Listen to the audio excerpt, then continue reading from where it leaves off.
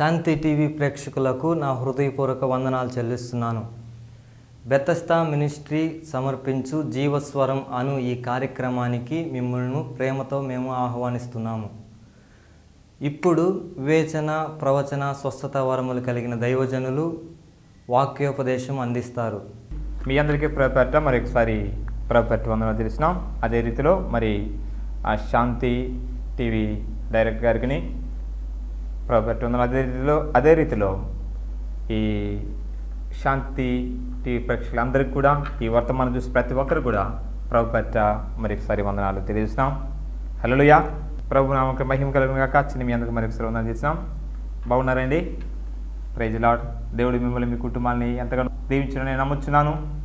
మరి తద్వారా దేవుడు గత వారంలో ఉన్నటువంటి అంశాన్ని మరి ఆది కాండంలోనే ఆ యొక్క సృష్టికరమైన అంశం మీద మాట్లాడుకుంటూ వచ్చినాం. కొన్ని అంశాలు దాదాపుగా ఆది కాండం 1వ అధ్యాయము 9 వచ్చిన వరకు మనం వారం చూస్తున్నాం. మరి ఈ దినం కూడా అదే అధ్యాయంలోకి వెళ్దాం. మరి దేవుని యొక్క వాక్య భాగం ద్వారా దేవుడు మనకిచ్చిన అవకాశాన్ని బట్టి ఈ దిన పరిచర్యలో కూడా దేవుడు మనల్ని వాడుకునేలాగన మరి వచ్చిన ప్రతివారు వాక్య భాగం వినే ముందుగా మనల్ని మనం ప్రభునకు అంకితం చేసుకొని కళ్ళు మూసుకొని ప్రార్థన చేసుకుందాం. వాక్య భాగానికి వెళ్దాం. పరిశుద్ధుడా, మహోన్నతుడా, మీకు వందనాలు. ఈ వాక్యం మీది, మీరు మాతో మీరు మాట్లాడమని ఈ దినం మరొకసారి మీ బిడ్డ చూసి భాగం నుంచి వందనాలు చెల్లిస్తూ మీ రక్తాన్ని పోషించమని యేసు నామములో ఇచ్చున్నాము తండ్రి, ఆమేన్. Praise Lord. హల్లెలూయా. ఓకే, దేవుని యొక్క వాక్య భాగంలో నుండి మరి ఆది కాండము 1వ అధ్యాయం 9 వచనాన్ని చదువుకున్నాం. నెక్స్ట్ 10, 11 వచనంలో ఉన్నటువంటి భాగాల్ని గమనిద్దాం. ఇదేనో 10వ వచనం. దేవుడు ఆరిన నేలకు భూమి అనియు పేరు పెట్టెను, జలరాశికి ఆయన సముద్రమని పేరు పెట్టెను. అది మంచిదని దేవుడు చూసెను. దేవుడు గడ్డిని, విత్తనములిచ్చు చెట్లను భూమి మీద తమ తమ జాతి ప్రకారం తమలో విత్తనములు గల వృక్ష ఫలములను భూమి మీద మొలిపించినగా కానీ పలుకగా ఆ ప్రకారము ఆయను. హల్లెలూయా. ప్రభునామానికి మహిమకరంగా దేవుని యొక్క వాక్యము ద్వారా దేవుడు మాట్లాడుతున్నట్టు సమయాన్ని బట్టి, సందర్భాన్ని బట్టి మరి ఈ యొక్క దినం కూడా అదే యొక్క వాక్య భాగంలో మాట్లాడుతున్నాం. దేవుడు ఆరిన నేలకు, నేల ఆరినటువంటి నేలను బట్టి దేవుడు మాట్లాడుతున్నాడు. ఎలా ఆరింది నేల అంటే అది దేవుని సృష్టి ద్వారా ఆయన ఏమైనా చేయగలడు. నేలని, నీటిని వేడి చేయగలడు. ఆ వేడి నీటిని చల్లదనం కూడా చేయగలడు. కారణం ఏంటంటే రెండు ఆయన యొక్క స్వాధీనంలో ఉన్నాయి కనుక. కాబట్టి బాగా మనం గమనించినప్పుడు ఆది కాండం 1వ అధ్యాయం 10, 11 వచనంలో ఉన్నటువంటి యొక్క భాగాన్ని మనం గమనిద్దాం. దేవుడు ఆరిన నేలకు భూమి అని పేరు పెట్టెను. ఆరిన నేలకేమో భూమి అని పేరు పెట్టాడు. జలరాశి ఆయన సముద్రుని పేరు పెట్టెను. జలరాశికి ఆయన సముద్రము అని పేరు పెట్టాడు. అది మంచిదని దేవుడు చూసెను. దేవుడు గడ్డిని, విత్తనములిచ్చు చెట్టును భూమి మీద తమ తమ జాతి ప్రకారము తమలో విత్తనములు గల ఫలమిచ్చు వృక్ష ఫలములను భూమి మొలిపించును అని పలుకగా ఆ ప్రకారం ఆయను. ఆయన పలికిన ప్రతి మాట ఆ ప్రకారమే ఆయను. ఆయన మాట అన్నాడంటే అది కలుగుతుంది. పలు విధములైనటువంటి ఆ వృక్ష ఫలములను దేవుడు మానవునికి లేక ఈ భూమి మీద ప్రతి వారికి దేవుడు ఏది కావాలో, ఏది సిద్ధం చేయాలో ఇవన్నీ ఆయనకు తెలుసు. కాబట్టి ఈ భూమి మీద ఉన్నటువంటి మనకి ఈ భూమి మీద ఏం అవసరమో అన్న అంశాన్ని ఆయన గమనించి దేవుడు ఆరినటువంటి నేలకేమో భూమి అని పేరు పెట్టినాడు. మరి నీరు ఏ ప్రాంతంలో రాశిగా చేరుతుంటుందో దానికేమో సముద్రం అని పేరు పెట్టినాడు. ఇవి చూసేటువంటి ఆయన ఇది మంచిది అన్నాడు. ఏది మంచిది? సముద్రములో ఉన్న నీరు మంచిది, నీరు లేని ఆ ప్రాంతం మంచిది, ఆ లేని ప్రాంతము దేనికి పనికొస్తుందంటే ప్రజలు నివసించడానికి. నీరు ఏ ప్రాంతం లేదో ఆ ప్రాంతంలో ప్రజలు ఉంటారు. నీళ్లు ఉన్నటువంటి ఆ యొక్క మధ్యలో వాళ్ళు ఏం చేయలేరు. కాబట్టి నీరున్నటువంటి ప్రదేశంలో ప్రజలు కొంచెం దూరంగా ఉంటారు. ఎందుకంటే నీరు వారికి అవసరమే. కానీ అందుకని దానికి ఆ యొక్క పేరు ఆయన పెట్టినట్టుగా భాగంలో మనం గమనిస్తున్నాం. కాబట్టి వాక్యం ప్రతి అంశాన్ని మనం జాగ్రత్తగా గమనించినప్పుడు తద్వారా దేవుడు మనతో అనేక మార్లు మాట్లాడతాడు. అంటున్నాడు, భూమి మీద తమ తమ జాతి ప్రకారము తమలో విత్తనములు గల ఫలమిచ్చు వృక్ష ఫలములను భూమి మొలిపించునిగాక అని పలుకగా ఆ ప్రకారం ఆయన భూమి మొలిపించునిగాక అని పలుకగా. ఎవరు మొలిపిస్తారు? భూమి మొలిపించును గాక అని దేవుడు పలికినాడు. అంటే ఇదేంటి? మాట ద్వారా పలికినటువంటి దేవుని యొక్క మాట. ఈ దేవుని యొక్క మాట ఏంటంటే దేవుని యొక్క వాక్కు. ఆ వాక్కు ద్వారా ఏమైనా చేయగలడు ఆయన. ఆయన యొక్క వాక్కులో శక్తి ఉంది, ఆయన మాటలో బలం ఉంది, ఆయన మాటలో జీవం ఉంది, ఆయన మాటలో ఒక గొప్ప ఆశీర్వాదం అనేది ఉంది. అయితే ఆ యొక్క మాటని ఎవరు అనుసరించి నడుస్తారో అలాంటి వారికి అలాంటి యొక్క ఆశీర్వాదాన్ని ప్రభువు దయచేసేవాడినాడు. వాస్తవానికి దీని యొక్క వాక్యం ద్వారా దేవుడు చేసే ప్రతిదీ కూడా అది మన కుటుంబానికి ఒక ప్రత్యేకమైన ఆశీర్వాదం ఉండాలని, మన కుటుంబము దీవించబడాలని, మనము గొప్పగా అభివృద్ధి చెందాలని, మనం సుఖంగా క్షేమంగా ఉండాలని, మనకేమేమి కావాలో ఇవన్నీ ఆయన ఏర్పాటు చేస్తూనే ఉన్నాడు. ఎందుకంటే మనము వాటన్నిటిని అనుభవించాలని. అదే రీతిలో దేవుని యొక్క పరిశుద్ధ గ్రంథంలో 1 కొరింథీయులకు రాసిన పత్రిక 15వ అధ్యాయం 37-38లో ఈ చక్కటి మాట రాయబడింది. అయితే ఈ మాటలు చాలా జాగ్రత్తగా మనం గమనించినప్పుడు వాటి ప్రకారం మనం జీవించగలిగితే తద్వారా దేవుడు కొన్ని అంశాలు మనతో మాట్లాడబడినాడు. ఈ మాట్లాడే ప్రతి మాట అది ఎవరికి ఉపయోగపడుతుందంటే మనకును, మన కుటుంబానికి, లేక మన సంఘానికి, లేక వ్యక్తిగత మన జీవితాలకి అది ఎంతో ఆశీర్వదకరాన్ని ఇస్తుందన్న అంశాన్ని ఈ వాక్య భాగంలో మనం గమనించేవారమైన ఏంటి యొక్క మాటను మనం గమనించినప్పుడు 37వ వచనం, నీవు విత్తిన దానిని చూడగా అది గోధుమ గింజైనను సరే, మరి ఏ గింజైనను సరే వట్టి గింజనే ఇత్తుచున్నావు గాని పుట్టబోవు శరీరము ఇత్తుట లేదు. హల్లెలూయా. ఈ దినాలలో కూడా ప్రజలమైనటువంటి మనము, లేక వ్యవసాయం చేసే వారు కూడా ప్రతి వారు ఏం చేస్తున్నారు అంటే భూమి మీద వెళ్ళి విత్తనాలు చల్లుతున్నారు. లేక వరి పంట కానివ్వండి, లేక గోధుమలు కానివ్వండి, అవి ఏం చేస్తున్నారంటే ఎత్తుకెళ్ళి పొలములో ఎంతో వ్యవసాయం చేసి దున్ని చక్కగా దాన్ని తయారు చేసి ఆ పొలంలో ఆ యొక్క గింజలు వేస్తూ ఉన్నారు. అయితే ఆ గింజలు వేస్తున్నారు కానీ ఆ గింజలు వేసిన తర్వాత అది ఏమవుతుంది, అది ఎలా దానికి ఆ శ్రమం వస్తుంది అని ఆలోచన ఏ దినము కూడా మనం చేసిన వారము కాం. మనము దానికి శ్రమాన్ని ఇవ్వలేం, అంటే శరీరాన్ని ఇవ్వలేం. దాని పైన మళ్ళా ఏది కూడా మనము ఇచ్చే అవకాశం లేదు. భూమిలో వేసినామా అది ఏమైందో ఇక దాని గురించి మనకి తెలియదు.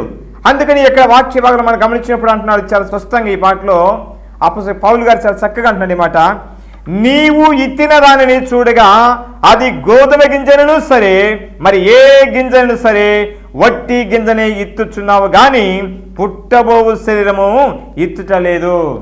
దానికంటూ ఆ గింజకి ఒక శరీరము పుడుతూ ఉంది. అయితే ఆ పుట్టబోయే శరీరాన్ని మాత్రం నువ్వు మాత్రం ఇవ్వలేవు. ఏ మనుషుడు కూడా ఒక వ్యక్తి శరీరాన్ని ఇవ్వలేడు. అయితే ఈ గింజకి శరీరం ఎలా వస్తుంది? ఆ ఒక్క గింజ చనిపోవడం ద్వారా ఆ గింజ చనిపోయిన తర్వాత ఆ గింజలో నుండి మళ్ళా కొంతకాలానికి కొంత వెన్ను బయటకు వస్తుంది. అది ఎలా వస్తుంది? చనిపోయింది కదా, మరి చనిపోయినప్పుడు ఎక్కడ ఉంటుంది? చనిపోయి కాదు ఉండాలా? అయితే అలాంటి దాన్ని దేవుని యొక్క శక్తిని బట్టి, దేవుని జ్ఞానాన్ని బట్టి, దేవుడిచ్చే ఆలోచన బట్టి అది ఈ యొక్క ప్రజలకి అవసరం కనుక వీరికి సహాయం చేయాలంటే నేనేం చేయాలా? ఈ గోధుమ గింజని భూమిలో వేస్తున్నారు. అయితే ఆ వాటికి నేనేం చేయాలా? మళ్ళీ తిరిగి శ్రమని ఇవ్వాలా, వాటిని ఒక మంచి తయారు నేను చేయాలా, దాన్ని తిరిగి ఒక మొక్కలాగానే తీసుకురావాలా బయటికి, తద్వారా కొన్ని ఎన్నులను బయటికి తీసుకురావాలా, తద్వారా అటు ఆ ఎన్నుల ద్వారా వారు గొప్ప ఆశలు అనిపిస్తారు. వాటికి వచ్చే గింజలు చాలా ప్రాముఖ్యమైనవి. ఆ గింజలు ఎలా వస్తున్నాయి? అది ఎలా ఎవరు వేసినారు? వేసింది ఒకే ఒక గింజను వేసినావు. అయితే ఒక్క గింజ వేస్తే ఆ గింజకి ఎన్ని గింజలు తయారవుతున్నాయి ఒక్కసారి ఆలోచించాలి మనం. కాబట్టి మనం అనుకుంటున్నాం ఏందోలే మనం చదువుతున్నాం కదా అనుకున్నాం. అయితే దాన్ని ఎవరు చదువుతున్నారు? చల్లేదు మనమే. అయితే ఇచ్చేది ఎవరు? శ్రమ దానికి. అది ఎలా ఎదుగుతుంది, అది ఎలా పెరిగి వస్తుంది, అది ఎలా తిరిగి మనకు ఆదాయాన్ని చేకూరుస్తుంది అనే అంశాన్ని ఏ దినం మనం ఏం చేస్తున్నాం? ఆలోచన చేయట్లేదు. ఏదో వ్యవసాయం చేస్తున్నాం, ఏదో పంట వస్తుంది, తింటున్నాం అంటున్నాం, కానీ అయితే ఆ తింటున్నాం కానీ అది ఎవరిచ్చినారో ఆయన్ని మాటని మనము మర్చిపోతున్నాం. తద్వారానే అనేక రీతిలో మనం ఏం చేస్తున్నామంటే దేవుని యొక్క ఆశీర్వాదాన్ని పోగొట్టుకుంటున్నాం. అలాంటి ఆశీర్వాదాన్ని పోగొట్టుకుంటానంటే ప్రభు కృపను బట్టి దేవుడు మనకు సహాయం చేసేవాడైనాడు అని చాలామంది అంటారు. ఇదే అసలు ఈ గింజ ఎలా అక్కడ పడింది అంటే మనుషులమైన మనం వేస్తున్నాం, అది ఫలిస్తుంది. ఫలించిన కారణం ఏంటి? దానికి ఆ గింజకు మళ్ళీ శ్రమ రావాలంటే దానికి నీరు కావాలా. నీరు ఉన్నప్పుడు నీటి ద్వారా అది తిరిగి చనిపోతుంది, తిరిగి అది లాస్ట్కి మొత్తం ఉడికిపోయి లాస్ట్కి అందులో నుంచి మొక్క బయటకు వచ్చి తద్వారా ఒక వెన్నులను బయటికి తీసుకొస్తుంది. మరి వాస్తవానికి దేవుని యొక్క వాక్యము ద్వారా దేవుడు అనేక మార్లు మనతో మాట్లాడే మాటలు మనకు జ్ఞాపిస్తున్నప్పుడు మరి ఆ ఇత్తనాన్ని చేసింది ఎవరు? ఆ ఇత్తనానికి శ్రమ వచ్చింది ఎవరు ఇస్తున్నారు? మరి ఇది మన సొంత తెలివితేట ద్వారా సంపాదిస్తున్నామా, లేక మనం వ్యవసాయం చేసినంత మాత్రాన ఆ ఇత్తనానికి మళ్ళా రెమ్మలు వస్తున్నాయా? అది కాదు. అది దేవుని యొక్క ప్రణాళిక. కాబట్టి ఈ మనుషులకు ఈ ఇత్తనము ద్వారా వారికి ఆహారము కావాలి కనుక వారు కష్టపడుతున్నారు కాబట్టి ఆ కష్టానికి తగిన ఫలితము వారికి నేను ఇవ్వాలని దేవుడి వాటికి శ్రమాన్ని చేకూరుస్తున్నాడు. ఒక మంచి ఈవులను మీకు ఇవ్వటానికి ఇష్టపడుతున్నాడు. కాబట్టి ఇచ్చే ప్రతి ఈవి అది నీ కుటుంబానికి దీవెనకరంగా ఉండటానికి, అది నీకు దీవెనకరంగా ఉండటానికి, నీ ఆత్మీయమైన జీవితానికి దీవెనకరంగా ఉండటానికి ఆ యొక్క గింజని, ఏ గింజ? అది గోధుమ గింజనే కావచ్చు, లేక అది వడ్ల గింజ కావచ్చు, లేక జొన్న గింజ కావచ్చు. అది ఏ గింజ అయినా నువ్వు ఒట్టి గింజలు ఇచ్చే వ్యక్తివే కానీ దానికి శ్రమం ఇచ్చే వ్యక్తి నువ్వు కానీ కావు అన్న అంశాన్ని జ్ఞాపకము చేసుకోవాలా. నిజమే, ఏ దినమని ఆలోచిస్తున్నామా? అందుకని ఆ పౌలు గారు చాలా స్పష్టంగా మాటని తెలియజేస్తున్నాడు. అంటే తన ద్వారా మీరు ఒకసారి దాన్ని జ్ఞాపకము చేసుకోనండి. అది ఎవరు ఇస్తున్నారు?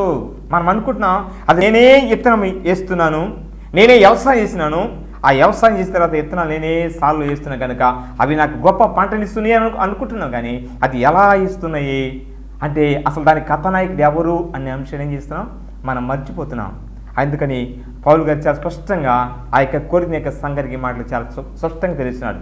నాయన అది కాదు, మనం అనుకున్నట్టు కాదు, అట్లా అది ఒక ప్రత్యేకమైనటువంటిది అనే అంశాన్ని జ్ఞాపిస్తున్నాం. అయితే అక్కడ నాడు వచ్చిన 38 అయితే దేవుడే తన చిత్త ప్రకారము నీవు ఇత్తిన దానికి శరీరము ఇచ్చును.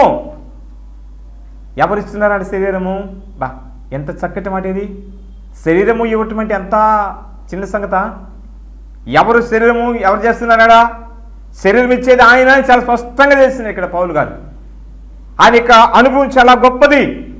ఎంతో కష్టపడి ఒకప్పుడు ప్రభుకు దూరమైన ప్రభుని గుర్తిన తర్వాత అన్ని అంశాల్లో నలిగి గిలిగి అన్ని ఏమనగాని నా ప్రభు నాతో లెక్కతో అన్నింటినీ తీర్మానం చేసుకుని ముందుకు పోతూ అన్ని రీతిలో అనేక ప్రజలకు ఇలాంటి చక్కటి మాటలు జ్ఞాపిస్తుంది. అయ్యా ఒకప్పుడు నా స్థితి కూడా ఇదే, నేను కూడా అలాగా అనుకుని ఉండొచ్చు. నేనేమని ఈ శర్మము నాది, ఈ శరీరం నాది, ఇదంతా నాదే, ఈ లోకమంతా నాదే, ఈ లోకంలో ప్రతి వారిని నేను బెదిరించగలను అనుకుని ఉండొచ్చు. బహుశా అందరికీ నేను ఏదో ఒకటి చేయొచ్చు అనుకుని ఉండొచ్చు.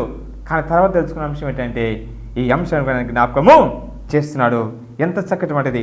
అయితే దేవుడే తన చిత్త ప్రకారము నీవు ఇత్తిన దానికి శ్రమము ఇచ్చును, మరియు ప్రతి ఇత్తనమునకును దాని దాని శ్రమము ఇచ్చుచున్నాడు.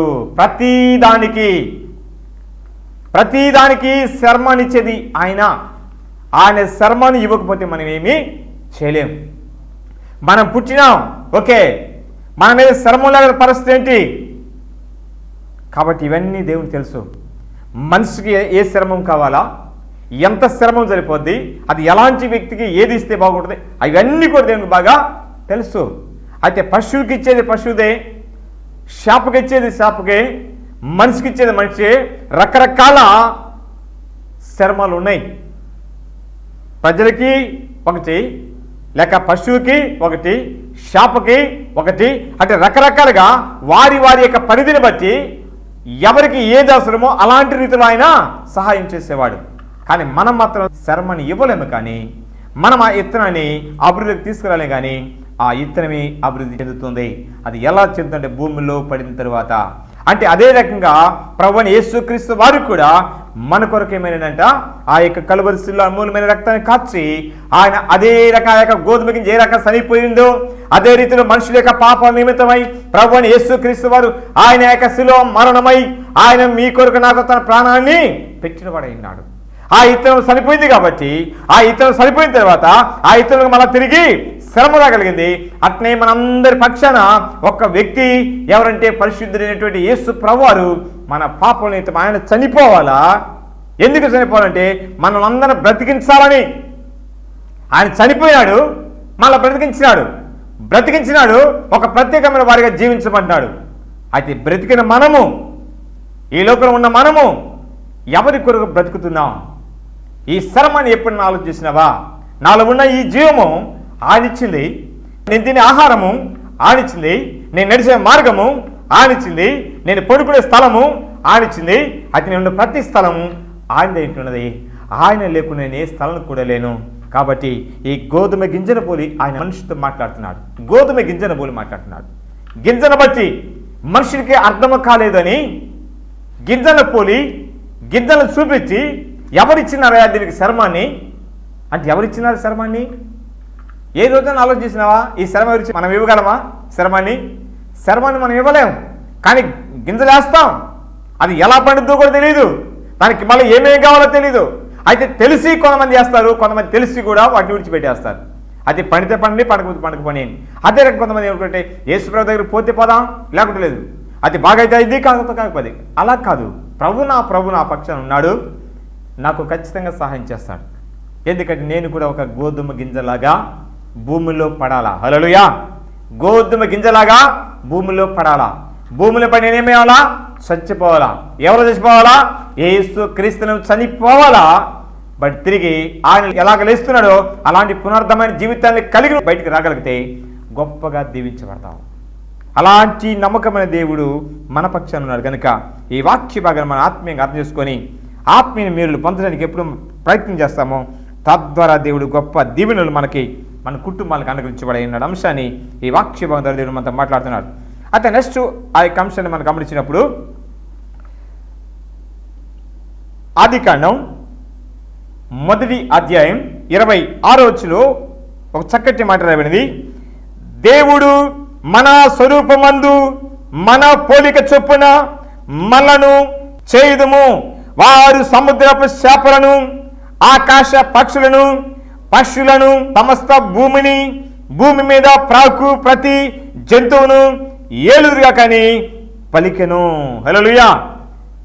ఆదికాండంలో 1వ అధ్యాయము 26వ వచనంలో ఈ మాట చాలా స్పష్టంగా రాయబడింది. మరి ఎందుకు ఆ మాట రాయబడింది అన్న అంశాన్ని మనం గమనించినప్పుడు అక్కడేమో గోధుమ గింజను బొల్లి మాట్లాడుతున్నాడు. ఆ గింజని ఎవరు ఆ యొక్క శక్తిని ఇచ్చినారు, ఎవరు ఆ శర్మని ఇచ్చినారు అన్న అంశాన్ని అపోస్తలుడైన పౌలు గారు తెలియజేస్తున్నాడు. అది యొక్క భాగాన్ని మనం మళ్ళీ గమనించినప్పుడు దేవుడు మన స్వరూపమందు, ఎలాగంట? దేవుడు మన స్వరూపమందు మన పోలిక చొప్పున మనలను చేయుదుము. వారు సముద్రపు చేపలను, ఆకాశ పక్షులను, సమస్త భూమి మీద ఉన్న ప్రాకు ప్రతి జంతువును ఏలుగుగాక అని పలికెను. వీటన్నిటినీ వీరు వేలాల. ఎవరు వేలాలా? ఈ భూమి మీద ఉన్న మనుషులందరూ వేలాల. వాటిని ఏమేమి వేలాలో, వారికి ఏమేమి కావాలో, ఎవరికి ఏది అవసరమో ఇవన్నీ ఆయన చాలా సున్నంగా చక్కగా ఇమిడిచ్చి ఉన్నాడు దేవుని యొక్క వాక్యములో. శాప ఎవరికి మనకి వస్తుంది? మనకే. కారణం ఏంటి? నీకు ఆయన ఆహారంగా వాటిని ఇస్తున్నాడు. ఈ ఆహారం ఇచ్చింది దేనికి? ఇదిగో నీకు గింజలు ఇస్తున్నాడు. ఆ గింజల ద్వారా నీకు ఒక పంట వస్తుంది. అయితే మళ్ళీ తిరిగి అందులోకి కావాల్సిన ఈ పదార్థాలు ఇంకేం కావాలో నీకు దాన్ని గమనించి మళ్ళీ ఈ రూట్లో ఏం చేస్తానంట, శాకాహారమే కాకుండా మాంసాహారాన్ని కూడా ప్రభు నీకు ఇవ్వడానికి ఇష్టపడుతున్నాడు. అది ఎప్పుడు జరుగుద్ది అంటే ఈ అంశాన్ని గుర్తు తెలియనప్పుడే. వాస్తవమే, నా ప్రభువుకి సమస్తమును సాధ్యము. ఆయన లేకుండా నేను ఏమీ చేయలేను. నేను ఎంతవరకు ఉంటున్నానంటే ఆయన ఇచ్చిన ఉచితమైన కృప అని గమనించగలిగితే తద్వారా మనము దేవుళ్ళు దీవించబడతాం. తద్వారా దేవుడు మనల్ని, మన కుటుంబాన్ని హెచ్చిస్తాడు. అలాంటి నమ్మకమైనటువంటి దేవునికి మన బిడ్డలుగా దీవించబడతాం, మార్చబడతాం. అయితే ఆ యొక్క అంశాలు గుర్తెరిగినప్పుడు, లేదు ప్రభువా, వాస్తవానికి నా జీవితం కూడా ఒక గోధుమ గింజ లాంటిది. ఈ గోధుమ గింజ చనిపోవాలా? ఎవరిలో చనిపోవాలా? నీళ్ళు నేను చనిపోవాలి ప్రభువా. నీళ్ళు నేను చనిపోతే నా పాత స్థితిని, నా పాత బ్రతుకుని, నా రోత జీవితాన్ని నేను ఎప్పుడు నీళ్ళు పాత పెట్టుకుంటానో అప్పుడే నేను చేస్తాను, తిరిగి బ్రతకగలను. యేసులో బ్రతకగలిగితే నువ్వు గొప్ప అభివృద్ధి చెందుతావు.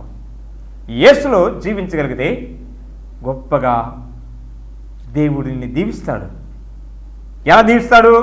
ఆయన చెప్పింది క్రమంగా అనుసరించి నడిచినప్పుడు నువ్వు చేసే ప్రతి పని కూడా అది ప్రభువుకు అనుకూలంగా చెయ్యి. ఒకవేళ ఇత్తనం ఇత్తినా ఇది ప్రభువుకు మహిమకరంగా ఉండాలా, అది నా కుటుంబానికి దీవెనకరంగా ఉండాలా, అది ఇతరులకు కూడా క్షేమకరంగా ఉండాలా. అది నెక్స్ట్ అపోస్తలుడైన పౌలు ఎఫెసీయులకు రాసిన పత్రిక 4వ అధ్యాయం 24వ వచనంలో చక్కటి మాట రాయబడింది.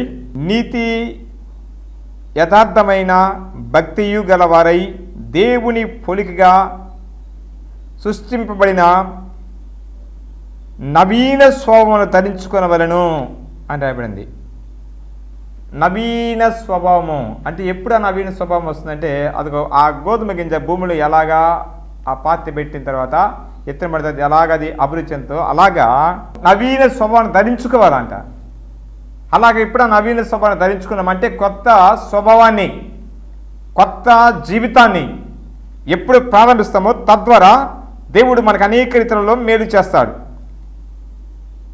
అదే రీతిలో ఆదికాండము 1వ అధ్యాయము 27 వచనాన్ని గమనించినప్పుడు అక్కడ కొన్ని అంశాలు చాలా చక్కగా ఉన్నాయి. దేవుడు తన స్వరూపమందు నరుని సృజించెను, దేవుని స్వరూపమందు వాణ్ణి సృజించెను, స్త్రీనిగాను పురుషునిగాను వారిని సృజించెను. దేవుడు వారిని ఆశీర్వదించెను. వారిని సృజించినాడు, దేవుడు ఆశ్రయించినాడు. ఎందుకు ఈ యొక్క భాగాలు అంటే త్వరగా సమయం అయిపోతుంది కాబట్టి దాన్ని బట్టి కొన్ని అంశాలు మీకు చెప్పి క్లోజ్ చేస్తాను వచ్చినాలని. అదే రీతిలో మరి కొలస్సీయుల పత్రిక 3వ అధ్యాయం 10వ వచనం కూడా ఒకసారి చూసుకుంటే అక్కడ కొన్ని అంశాలు ఇంకా చాలా చక్కగా తెలియబడుతున్నాయి.